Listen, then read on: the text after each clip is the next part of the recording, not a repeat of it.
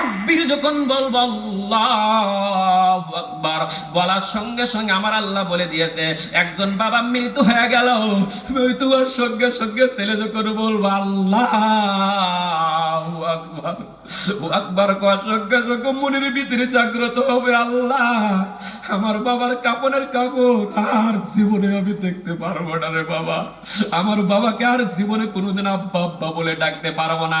ছেলে যখন জানাজার মধ্যে দাঁড়ায় বাবার কথা মনে করে এক ফোঁটা চোখের পানি ছেড়ে দিল, দ্বিতীয় আল্লাহু আকবার করার সঙ্গে সঙ্গে বাবার তামাম জিন্দেগির গুনাহগুলি আমার আল্লাহ মাফ করে দেয়। বলেন সুবহানাল্লাহ, নারে তাকবীর। সেই জন্য বাবা আপনাদেরকে বলে দিয়েছি ওই মৃত্যু কালে দেখেন আমরা গ্রামের আলেমদেরকে ডাক দেব না।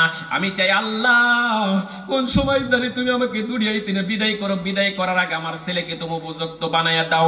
আমার ছেলে যতক্ষণ পর্যন্ত উপযুক্ত না হবে, আমার ছেলে যতক্ষণ পর্যন্ত পরহেজগার না হবে, দিনদার না হবে, তুমি আমাকে বিদায় করো না। এই প্রতিজ্ঞা করে করে আপনি যদি আজকে দুনিয়ায় থেকে বিদায় হয়ে যান বাবা, আপনার নিয়তের জরিয়তে আপনার সমস্ত গুনাহগুলো আমার আল্লাহ মাফ করে দিতে পারে। বলেন সুবহানাল্লাহ। সেই জন্য বাবা আলেমের মজমায় বসতে লাগে, আলেমদের কথা শুনতে লাগে, কোন সময় জানি কার কোথায় কোন ঘটনা হয়ে যায় রে বাবাজি। সেই জন্য মা বোনদেরকে বলছি মা মা এমন ওই বেঙ্গলের মা গুলো আছে, এই কুচবিহার ডিস্ট্রিক্টের মা গুলো আছে, দেখেন আলেমের সঙ্গে বিবাহ বসতে চায় না, হাসান আমিসা বাবাজি ভালো নামাজের সঙ্গে বিবাহ বসতে চায় না। ও মা তোমার পায়ে ধরে বলছি রে মা, তোমার 30 বছর বয়স হয়েছে, তোমার 40 বছর বয়স হয়েছে, তোমার যে কোন সময় দুনিয়ায় থেকে তুমি বিদায় হবে তুমি কি বুঝতে পারো না রে মা? ও মা তুমি কি জানো না তোমার যখন মৃত্যু হয়ে যাবা ওই কাপড়ের কাপড় পরে পরে প্লাস্টিক দিয়ে যখন প্যাকেট করে তোমাকে নিয়ে যাব কোথায় কবরস্থানের মধ্যে, কাফন পরে পরে যখন নিয়ে যাব ওই কবরের ভিতরে সর্বপ্রথম নামতে হবে তার স্বামীকে। যদি স্বামী না মানে স্বামী যদি উপযুক্ত না থাকে কিয়ামতের দিন তোমার হিসাব দিতে হবে রে মা।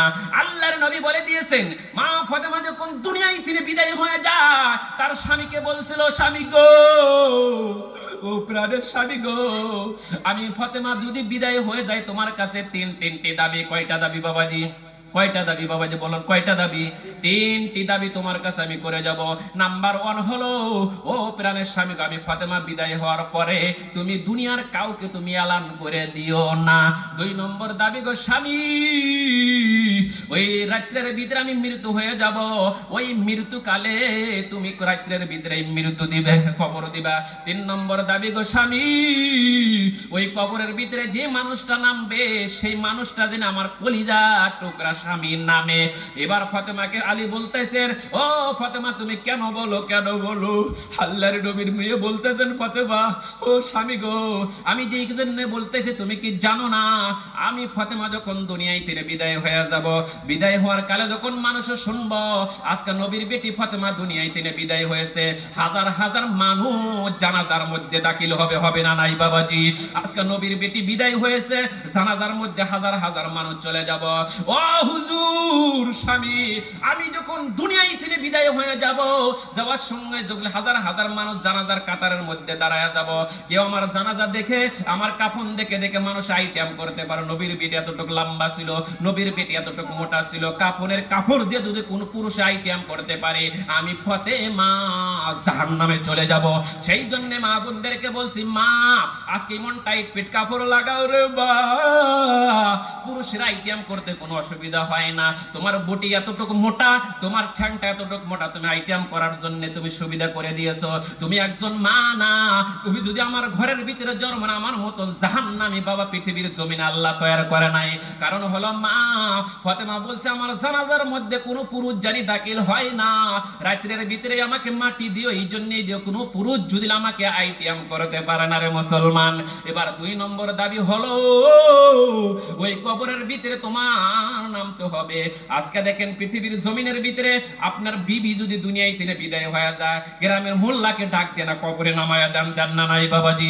আজকে গ্রামের মাতবারকে নিয়ে ডাম নামায়া দেন ও মা তুমি যদি দুনিয়ায় থেকে বিদায় হয়ে যাও, তোমার কবরের ভিতরে যদি তোমার দেওরদেররা নামে, তোমার খালাতো ভাই নামে, তোমার মামাতো ভাই নামে, ও মা তুমি যে কত বড় ভারী, তুই একটা ওজন যদি তারা অনুমান করতে পারে, তুমিও মেয়ে জাহান্নামে চলে যাবো রে মা। সেই জন্য বলা হয়েছে একজন স্ত্রী যখন দুনিয়ায় তীরে চলে যাওয়ার সময় যদি কোনো স্বামী যদি কবরের ভিতরে নেমে যদি দেখেন কবর থেকে বিদায় করে দিতে পারে, আল্লাহর নবী বলে দিয়েছেন পৃথিবীর জমিনের ভিতরে একজন মেয়ে যখন দুনিয়ায় থেকে বিদায় হয়ে যাব, স্বামী কবরের ভিতরে নেমে নেমে যদি একটা ফোঁটা চোখের পানি ছেড়ে দেয়, আল্লাহ আমার